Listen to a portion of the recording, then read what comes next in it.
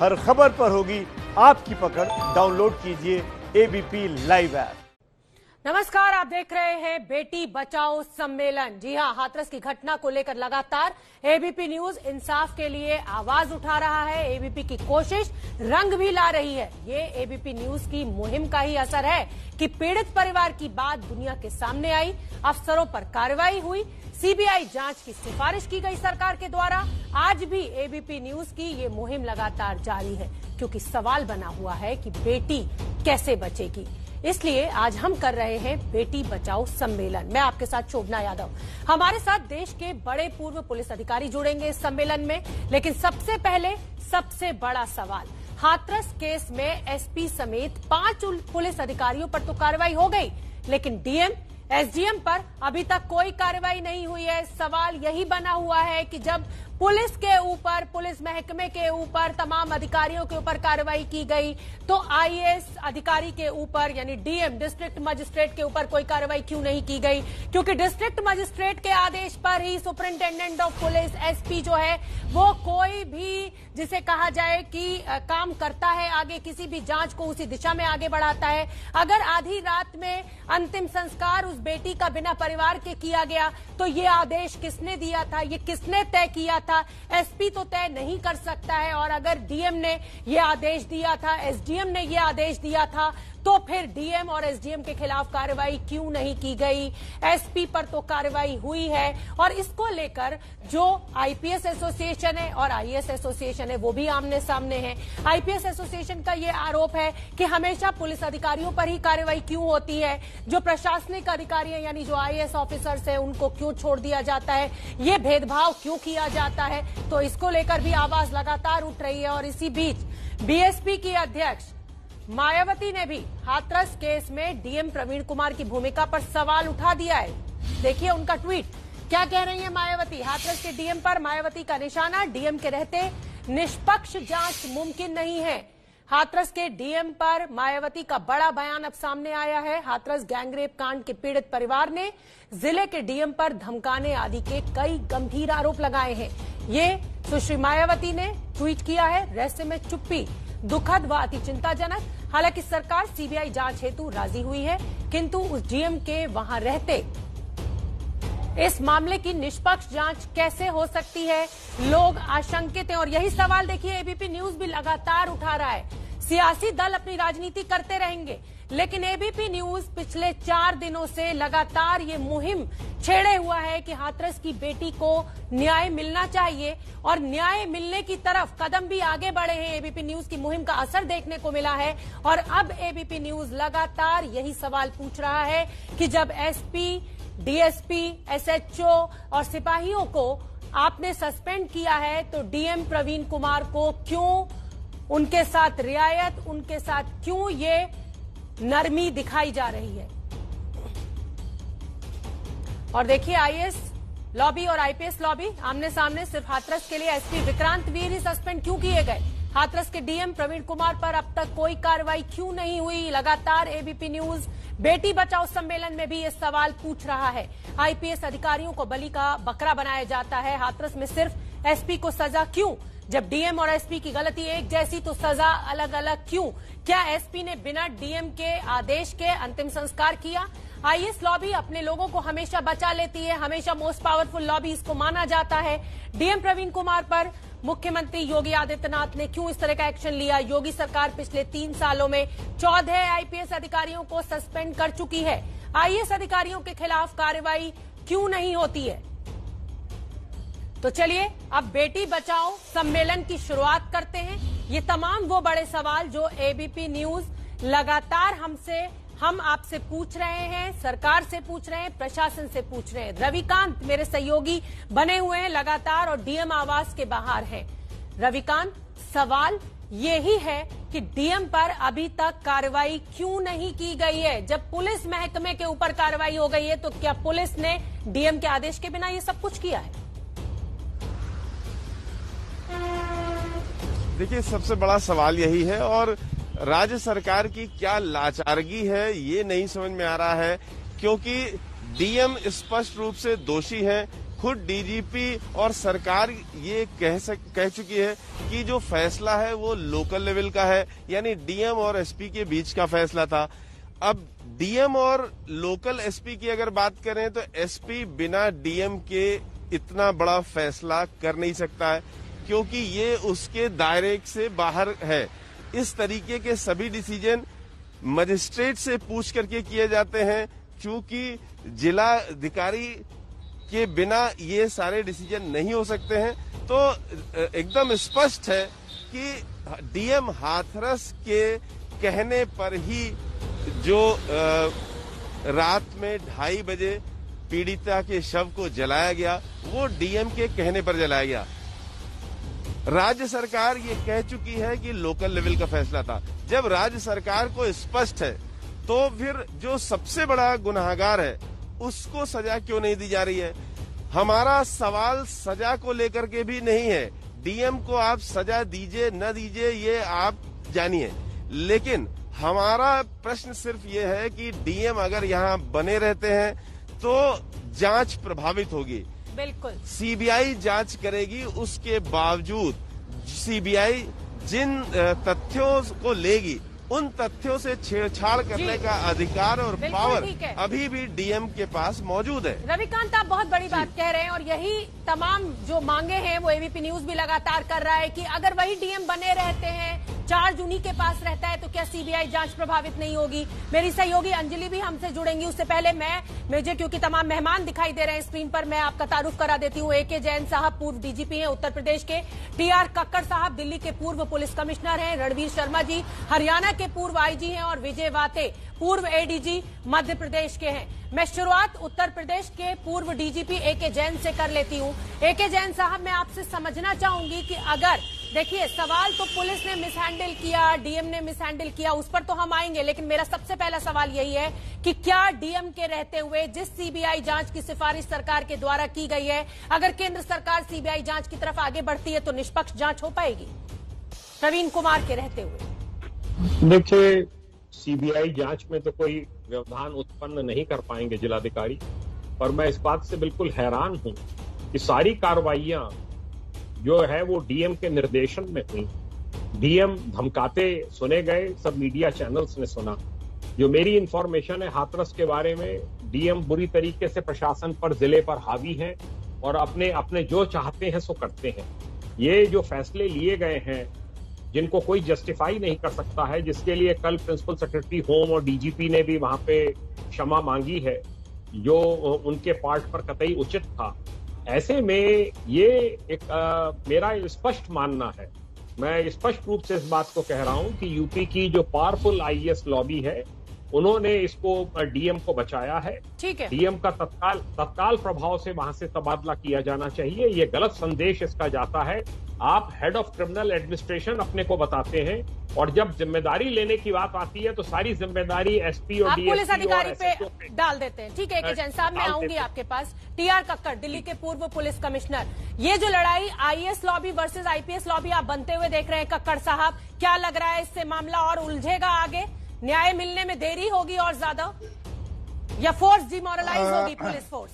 देखिए, इससे पहले कि मैं आपके इस प्रश्न का उत्तर दूं, आप देखिए कि हमारे प्रशासनिक प्रणाली में जिला जो है उसका क्रिमिनल एडमिनिस्ट्रेशन का मुखिया जो है वो डिस्ट्रिक्ट मजिस्ट्रेट है। बाकी कार्रवाइयां सारे एसएसपी या एसपी जो है वो करते हैं। लेकिन इस तरह का निर्णय मैं फिर कहता हूं, बिना डीएम को बताए, बिना उसकी इजाजत किए, और वो ऑब्वियसली एक एसडीएम को भी भेजेगा वहां पर, इसके बगैर नहीं हो सकता। बड़ी हैरानी की बात है कि यूपी में जब एक एडिशनल चीफ सेक्रेटरी और डीजीपी माफी मांग रहे हैं और इंक्वायरी करवा रहे हैं, वो एसआईटी जो भी है, जिला मजिस्ट्रेट को क्यों नहीं सस्पेंड किया गया? क्यों हर वक्त गाज आईपीएस अफसर पे गिरती है? आईपीएस अफसर भी उसी जिले में है, वो भी है। और इस पर्टिकुलर निर्णय में अगर कोई और एनकाउंटर है, दूसरा है, तो मैं समझ सकता हूं कि गलत हुआ है तो एसएसपी को करिए। लेकिन इस निर्णय में जिसमें इतना, ये डिस्ट्रिक्ट मजिस्ट्रेट को सस्पेंड करना चाहिए था। ये बहुत ठीक है कक्कड़ साहब, और जो बात आप कह रहे हैं कक्कड़ साहब, यही मांग एबीपी न्यूज भी कर रहा है कि जब सुपरिंटेंडेंट ऑफ पुलिस एसपी के खिलाफ कार्रवाई की गई है, पुलिस महकमे के खिलाफ कार्रवाई की गई है, तो फिर डीएम और एसडीएम को क्यों बख्शा गया है, क्यों नरमी? अंजलि का मैं रुख करना चाहूंगी। अंजलि, आप परिवार के साथ मौजूद हैं, जिसको कहा जाए कि इस समय परिवार ऐसे दुख में है जिसके शायद अंदाजा, जिसकी कल्पना भी नहीं की जा सकती है। परिवार का क्या कहना है? सीबीआई जांच की सिफारिश कर दी गई है, लेकिन खबर यह भी आ रही है कि परिवार चाहता है कि सुप्रीम कोर्ट की निगरानी में पूरी न्यायिक जांच हो इस मामले की। क्या कह रहा है परिवार?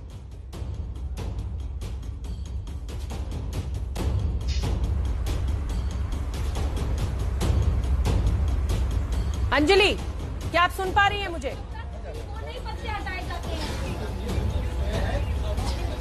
जी शोभना, क्या आप अपना सवाल दोहरा सकती हैं? मेरा सवाल आपसे यही है, परिवार का क्या कहना है? सीबीआई जांच के जो सिफारिश है वो उत्तर प्रदेश सरकार द्वारा कर दी गई है, लेकिन सूत्र हमें ये भी बता रहे हैं कि परिवार चाहता है सुप्रीम कोर्ट की निगरानी में न्यायिक जांच हो इस पूरे मसले की। क्या कहना है परिवार का, कोई जानकारी?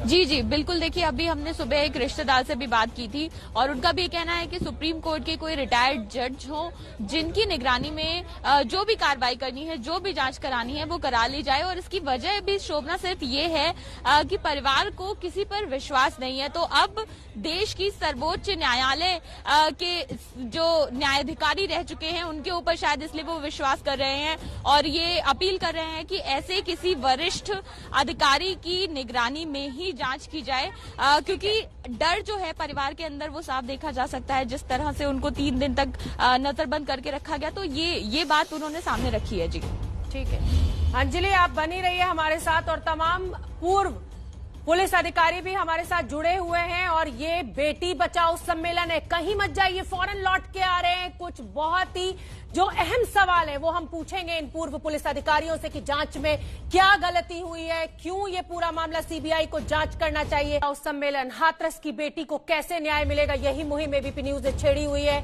मेरे साथ तमाम वो पुलिस अधिकारी जुड़े हुए हैं जिनका एक लंबा अनुभव रहा है और एबीपी न्यूज पर ये पुलिस अधिकारी बड़े सवाल उठा रहे हैं कि हाथरस के डीएम को अभी तक सस्पेंड क्यों नहीं किया गया है, एसडीएम के खिलाफ अभी तक कोई कार्रवाई क्यों नहीं की गई है। सिर्फ एसपी, डिप्टी एसपी या इंस्पेक्टर को सस्पेंड कर लेने से क्या ये पूरा मामला जो है वो पुलिस के ऊपर ही इसका ठीकरा फोड़ दिया जाएगा?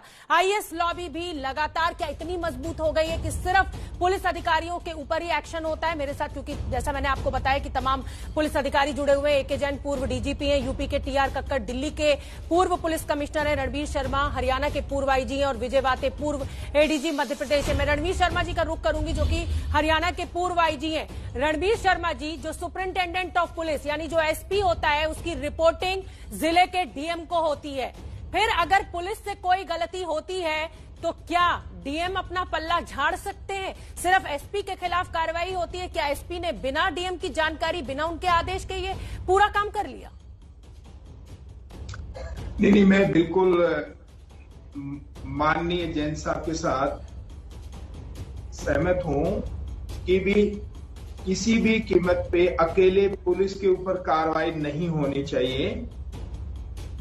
और साथ ही साथ जो डिस्ट्रिक्ट मजिस्ट्रेट है या सब डिविजनल मजिस्ट्रेट है वो भी बाय नेम उनके जिम्मेवार हैं। और क्योंकि क्रिमिनल जो सिस्टम है वहां पे डीएम की मेन रोल है और उस रोल की वजह से उनकी अकाउंटेबिलिटी, जवाबदेही बनती। और जब जवाबदेही उनकी बनती है तो अकेले एसपी को सस्पेंड करना एक प्रशासन में गलत मैसेज जा रहा है। इसे फौरी सरकार को ठीक करना चाहिए। जो भी प्रशासन का काम है वो डीएम की सहमति, कंसेंट के साथ ही होता है। बड़ी बात आप रणवीर शर्मा जी कह रहे हैं कि डीएम की यानी डिस्ट्रिक्ट मजिस्ट्रेट की कंसेंट के बिना कोई भी फैसला जिले का सुपरिंटेंडेंट ऑफ पुलिस यानी एसपी नहीं ले सकता है, तो फिर सिर्फ एसपी जिम्मेदार क्यों? मेरे साथ विजय वाते पूर्व एडीजी मध्य प्रदेश के जुड़े हुए हैं। देखिए साहब, डीएम की जो भी गलती है उस पर सरकार जरूर एक्शन लेगी। एबीपी न्यूज ने ये मुहिम छेड़ी हुई है और एबीपी पर 3 पूर्व आईपीएस अधिकारी कह रहे हैं कि हाथरस के डीएम के खिलाफ कार्रवाई होनी चाहिए, एसडीएम के खिलाफ एक्शन लिया जाना चाहिए। दिल्ली के पूर्व पुलिस कमिश्नर टी.आर. कक्कड़ की भी यही मांग है और पूर्व जो कमिश्नर है उत्तर प्रदेश के ए.के. जैन, उनकी भी यही मांग है। और अब मैं रुख कर लेती हूं विजय वाते साहब का, जो कि पूर्व एडीजी हैं मध्य प्रदेश के। विजय वाते जी, डीएम के खिलाफ कार्रवाई जरूर होगी। एबीपी न्यूज ने ये मुहिम उठा रखी है और तमाम जो भी सवाल हम उठा रहे हैं वो सरकार तक जरूर पहुंच रहे होंगे।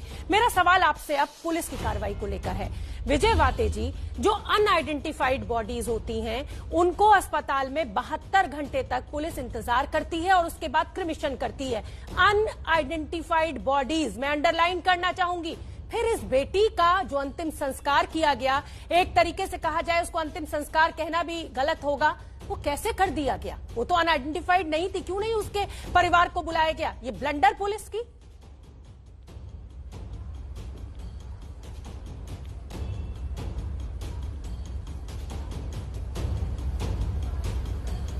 विजय वाते, आवाज तो करो। विजय वाते जी तक मेरी आवाज नहीं पहुंची है, यही सवाल मैं ए.के. जैन साहब से ले लेती हूँ। हाँ, विजय वाते जी, मेरा सवाल यही है कि पुलिस 72 घंटे इंतजार करती है अनआइडेंटिफाइड बॉडी का क्रिमिशन करने के लिए। ये जो कहा जाए कि बॉडी थी या अनआइडेंटिफाइड नहीं थी, परिवार है इसका, उसके बावजूद क्रिमिशन इस तरीके से आधी रात में कर देना पुलिस की ब्लंडर।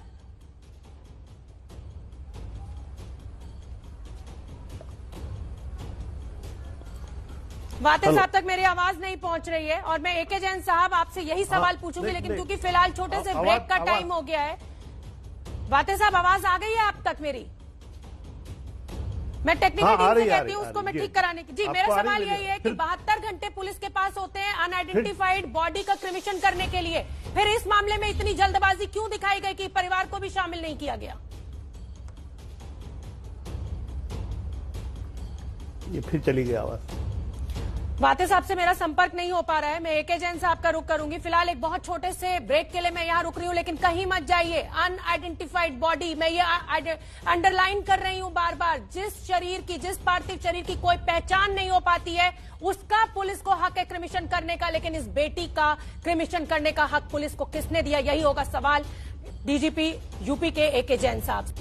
तो आप देख रहे हैं बेटी बचाओ सम्मेलन, हमारे साथ तमाम पुलिस अधिकारी भी मौजूद हैं, उनसे भी हम चर्चा कर रहे हैं। लेकिन जो सबसे बड़ा सवाल है वो बना हुआ है, जिले के एसपी पर तो कार्रवाई होती है, लेकिन डीएम, एडीएम, एसडीएम को साथ नरमी बरती जाती है।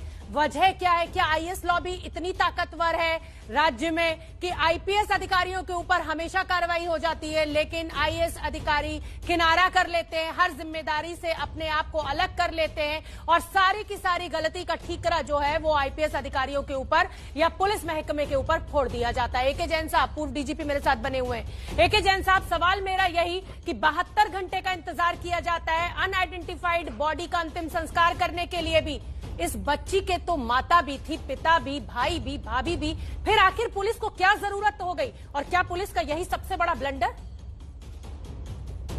या कहा जाए कि हाँ जी, पहली बात तो ये भ्रांति मैं दूर कर दूं टीवी पे, एसपी डीएम को रिपोर्ट नहीं करता है, एसपी अपने आईजी को रिपोर्ट करता है और ऊपर अपने डीजी को रिपोर्ट करता है। पर लॉ एंड ऑर्डर सिचुएशंस में ये एस्टेब्लिश्ड ट्रेडिशन है, प्रैक्टिस है कि अगर सनसेट के बाद पोस्टमार्टम किया जाता है लॉ एंड ऑर्डर के इश्यूज को लेकर, तो वो डीएम की अनुमति से ही आर्टिफिशियल लाइट में पोस्टमार्टम होता है और आर्टिफिशियल लाइट में ही रात्रि में ही दाह संस्कार किया जाता है। ये बड़ा स्पष्ट है और इसमें कोई दो राय नहीं। डीएम, एसडीएम, एडीएम जो भी वहां पर मौजूद थे, सबकी सहमति से ये हुआ है और इसके लिए बराबर की जवाबदेही, अगर ज्यादा नहीं तो बराबर की जवाबदेही डीएम, एडीएम, एसडीएम की भी है। आप लोगों ने सबने वहां पर, मीडिया ने वहां पर इनका रोल देखा है।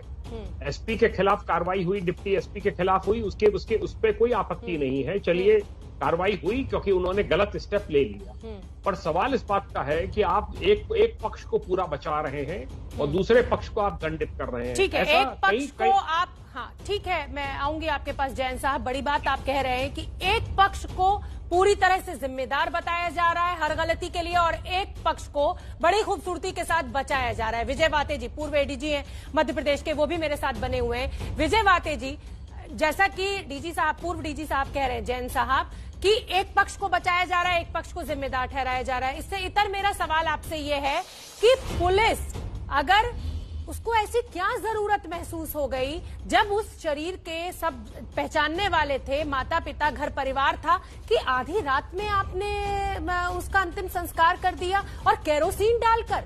हिंदू धर्म में क्या बिल्कुल संवेदनहीन हो गई है इस देश की पुलिस या प्रशासन?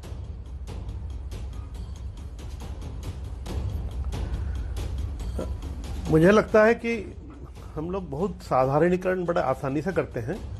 मुझे पता नहीं कि ये परिस्थितियां क्या थी जिसके चलते ये निर्णय उन्होंने लिया। पूर्वानुमान की त्रुटि मुझे लगती है।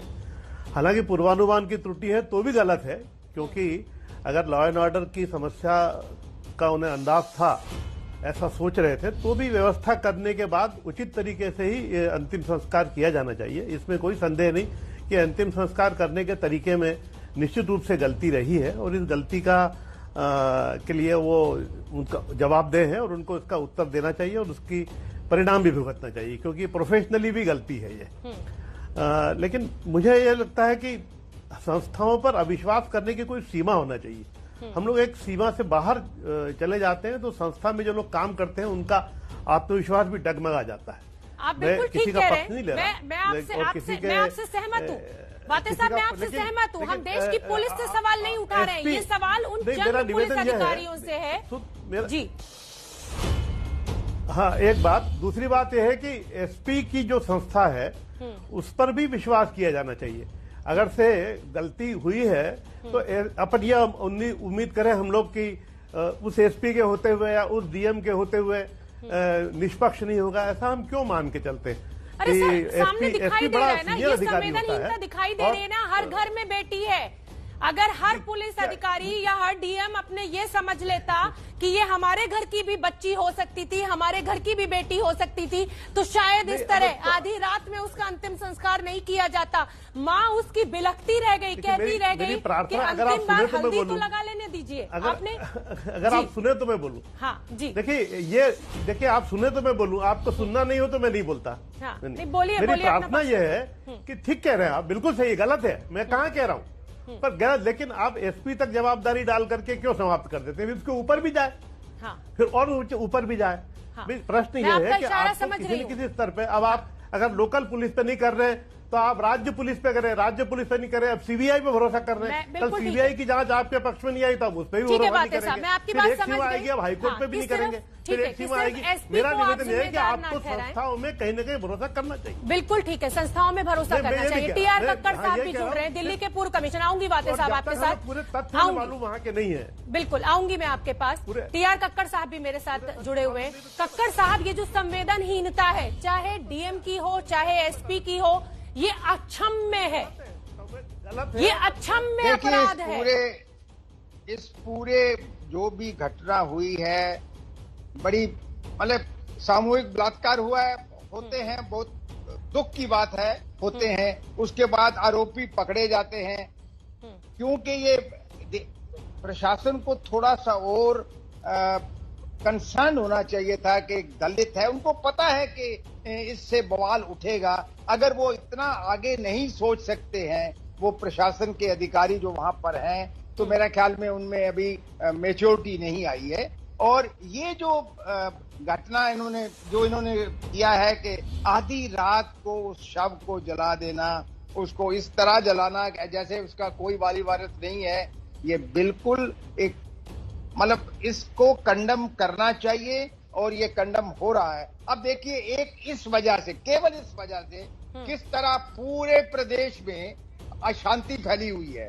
अगर ये उनके परिजनों को बुलाकर ये सब करवा लेते, शोर फिर भी मचता, लेकिन इससे बहुत कम होता, बहुत कम होता।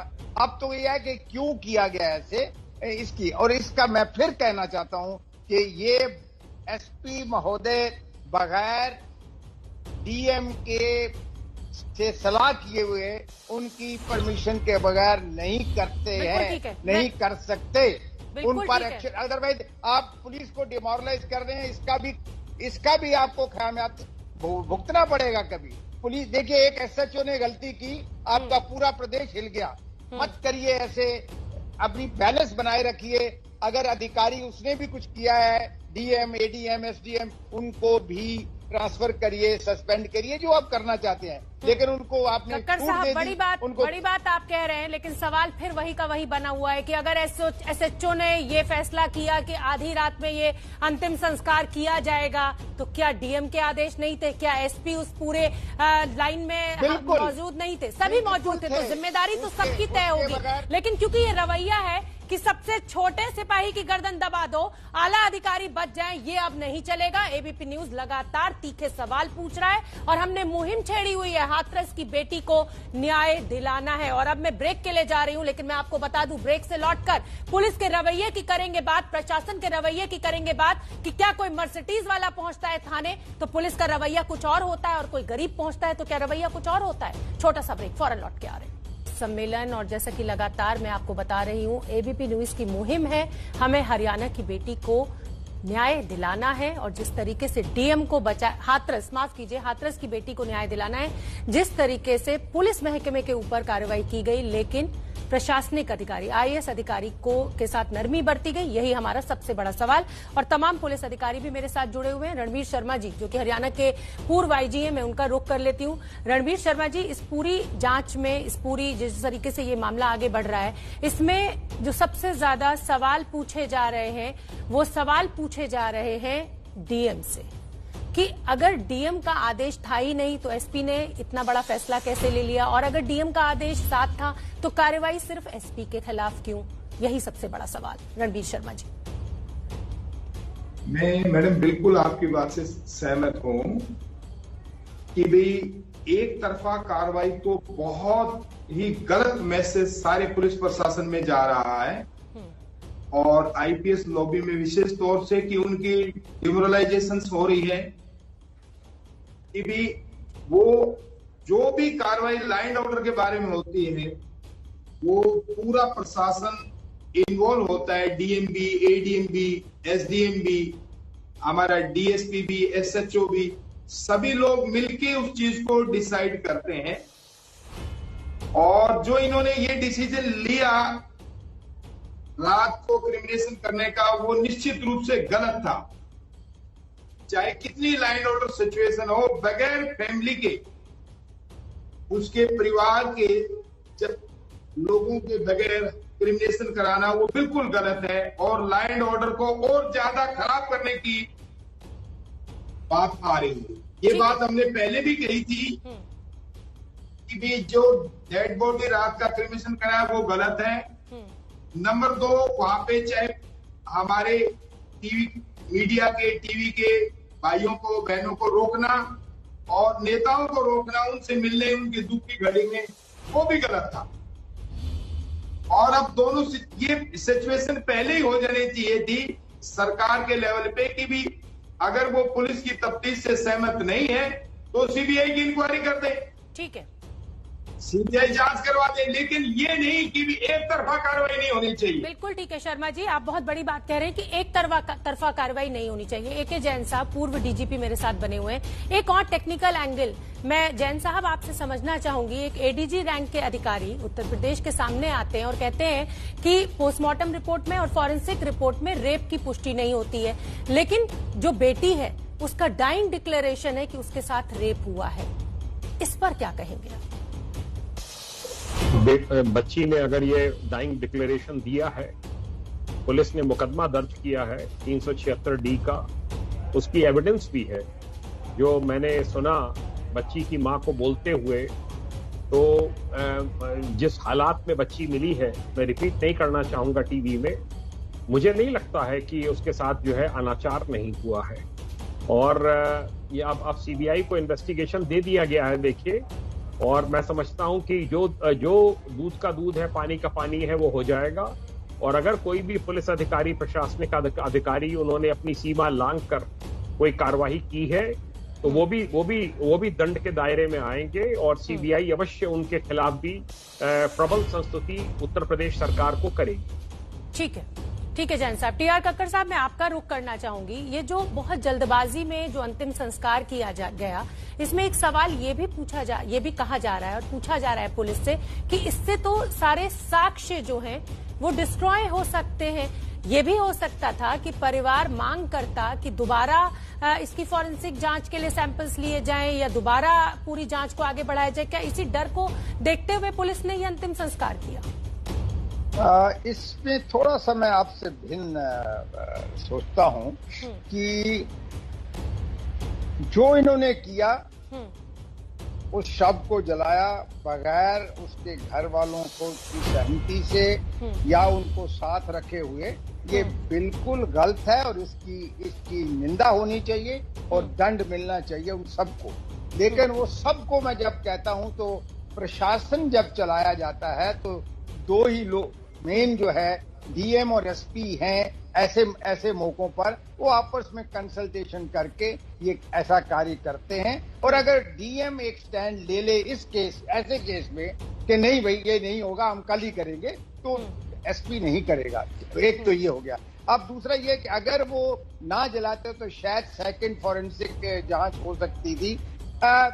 ये एक कहना बड़ी मतलब कुछ भी हो सकता था, लेकिन वहां तक सब ठीक था क्योंकि मेडिकल हो गया है। उसके बाद यहाँ पर उसकी जो भी सफदरजंग में उसकी दवा वगैरह हुई है, वहां भी पर्चे बने होंगे, उसकी डाइंग डिक्लेरेशन है, तो इससे आगे कोई और जांच की आवश्यकता नहीं होती है। लेकिन रेप का केस, मतलब उस दिन मैं सुन रहा था एडीजी साहब को, मुझे दुख हुआ कि इतने सीनियर अफसर इस स्टेज पर, जबकि इतना कुछ हो रहा है, आपको इस तरह की बात करनी नहीं चाहिए टीवी पे, क्योंकि ये बात की बातें हैं। आप पहले ये कि उसकी स्टेटमेंट है, डाइंग डिक्लेरेशन है, आपने 376D में पर्चा दर्ज कर रहा है, आपके पास और कोई चारा ही नहीं है। मतलब डाइंग डिक्लेरेशन जो है वो सबसे अहम साक्ष्य है और उसको कहीं ना कहीं नजरअंदाज नहीं किया जा सकता। अब मैं अपने दर्शकों को उस परिवार की बात सुनवाना चाहती हूं जो असीमित दर्द, असीमित तकलीफ से जूझ रहा है और लगातार एक ही मांग कर रहा है, हमारी बच्ची को, हमारी बेटी को न्याय दीजिए। पर ये जो हमारे बहन का हुआ वो गैंग रेप ही हुआ है, ये बात मेरी माँ भी कहती है, मेरी बहन भी कहा है, और इसको झुठलाया जा रहा है। ऐसे लेके गए कि पहले तो इन्होंने सीधी गाड़ी शमशान में आधी रास्ता में पहुंचा दी। सारे जो लोग आ रहे सब डरा रहे, पर लोगों हमारा कोई इंसाफ नहीं कर रहा कोई। मैम ने बोले थे कि आपको अगर आपकी बहन अगर उस कोरोना से मर जाती तो आपको कोई मुआवजा मिलता, ऐसे बात कर रहे हैं हमसे। एक्सीडेंट थे, वो गाड़ी के सामने लेट गए, पुलिस वाले ने उनके सीना में ही लात मारी बहुत तेजी से। कल बोल दिया था आप लोगों से कि यहाँ पे वो ऐसा टीम बैठी है, पर यहाँ कोई नहीं था। यहाँ पे इनकी कोई बहुत बड़ी चाल है कि जिस तरह से ये सब किया जा रहा है, मैम मुझे नहीं लग रहा कि हमारी बहन को इंसान मिलेगा। तो सत्यमेव जयते बेटी बचाओ सम्मेलन, ये आप देख रहे हैं। तमाम वो पुलिस अधिकारी हमारे साथ जुड़े हुए हैं जिनका एक लंबा अनुभव अपने इस क्षेत्र में रहा है। मैं जैन साहब आपका रुख करना चाहूंगी। आपने ये अभी आवाजें सुनी होंगी परिवार की, किस तरीके की बात की जा रही है। एक आला अधिकारी जाता है और ये कहता है कि अगर कोरोना से मरते तो क्या इतना पैसा मिलता? क्या हम संवेदनहीन समाज, संवेदनहीन अधिकारियों के साथ अपने प्रशासन को आगे बढ़ा रहे हैं? मेरा तो यही कहना है कि जो इतने संवेदनहीन अधिकारी हैं, जिलाधिकारी से अपेक्षा की जाती है कि बहुत ही सहानुभूति पूर्वक एक रवैया रखें उस परिवार के प्रति जिसके साथ इतनी बड़ी ट्रेजेडी हुई है। उनको पूछें कि आपको आर्म्स लाइसेंसेस चाहिए क्या अपनी सुरक्षा के लिए? चाहिए तो लाइए, मैं बना के आपको आर्म्स लाइसेंसेस देता हूं। जो विपक्षी गण हैं, जो दबंग लोग हैं गांव के, उनके परिवार में अगर किसी के पास में शस्त्र लाइसेंस हैं तो उनके निलंबन की कार्रवाई होनी चाहिए। बहुत सी ऐसी कार्रवाइयां हैं जो कि जिला प्रशासन कर सकता है, जो कि उसको करनी चाहिए। एक पितृवत व्यवहार होना चाहिए कि जैसे कि हमारे परिवार में ही कोई दुर्घटना हुई है, ये इस प्रकार का व्यवहार न करके इस प्रकार का व्यवहार करना, डराना धमकाना, ये कतई भी एक्सेप्टेबल नहीं है। ये कभी होता नहीं है। मेरे माफ कीजिएगा, इसको ये मत समझिएगा कि यूपी पुलिस इस प्रकार का व्यवहार करती रही है। बहुत ही सहानुभूति पूर्वक व्यवहार किया जाता है, बड़ी शालीनता का व्यवहार किया जाता है। उस परिवार के साथ पूरा का पूरा पुलिस प्रशासन मिलकर खड़ा होता है जिससे कि उनको मजबूत। बिल्कुल। तो आपने ये तमाम जो पूर्व पुलिस अधिकारी हैं जिनका एक लंबा चौड़ा अनुभव रहा है, सभी का ये कहना कि डीएम पूरी तरह से जिम्मेदार है। सिर्फ पुलिस के ऊपर कार्रवाई एक तरफा एक तरीके से ये निर्णय लिया गया है। प्रशासनिक अधिकारी डीएम के खिलाफ भी कार्रवाई होनी चाहिए और यही एबीपी न्यूज भी बेटी बचाओ सम्मेलन में लगातार कह रहा है। छोटा सा ब्रेक, लेकिन मैं आपको बता दूं कहीं मत जाइए, क्योंकि अब जब हम लौटेंगे तो हमारे साथ महिला वकीलों का एक बड़ा पैनल मौजूद होगा। हर कानूनी दांवपेच, हर कानूनी एंगल को हम उन महिला वकीलों से समझेंगे कि इस केस को क्या कमजोर कर दिया गया है जो अंतिम संस्कार इतनी जल्दबाजी में किया गया।